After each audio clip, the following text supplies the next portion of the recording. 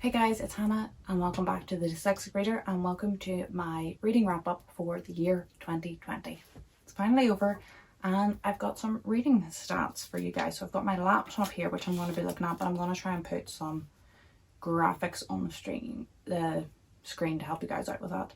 So overall I read 118 books, so that passed my goal of 52, and I also read 38,175 pages, which passed my goal of 36,500 pages, which was an average page length of about 320-ish, I think, pages. So an average kind of length for a book.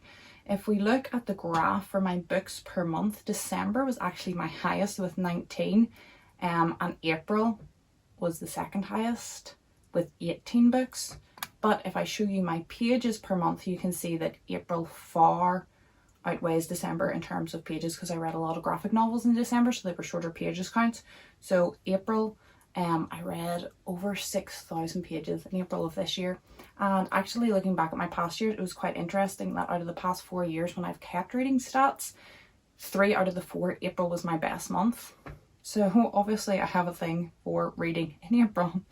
In terms of format, I read about 50% physical, about 15% audiobook, and then 35% ebook. And that would be different from what's normally for me. I didn't keep these stats any other year. This is my first year keeping such in-depth stats.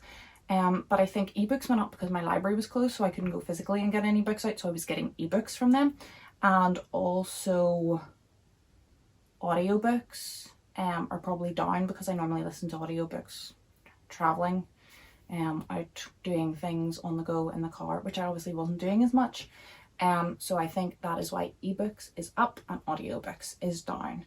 My age category is just shy of 50% adult, about 50% middle grade, and then just a couple of YA, which is not that's normally my kind of ratio, 50 adult, 50 middle grade with a couple of YA thrown in. In terms of genre, it's really varied. Fantasy was my largest, which is no surprise, and then mystery and classic were close behind. Classic is so high because I read all of the Wizard of Oz series, which is like 14 books long, and they are all classics, so that was basically all my classics for the year. And mystery was really high because in December I read a ton of Agatha Christie, so that pulled it up. But we've got graphic novels, mythology, short story, horror, non-fiction, historical fiction, science fiction, paranormal, magical realism, contemporary, dystopian. We've got a really good wide range of genres, so I'm quite proud of that. In terms of star rating, I had about 20% 5-star, which I feel like is high. It's 24 books. 44% was 4-star, which was 52 books. 32% was 3-star, which is 38 books, and then I had 3 2-star. I never really give 1-star unless I think that it's harmful material, which I didn't read any this year. And my average rating then would have been kind of high 3.8-ish, so I think that is pretty good. And although a lot of my books were meh, really a lot of 5s and high 4 stars, so that was good.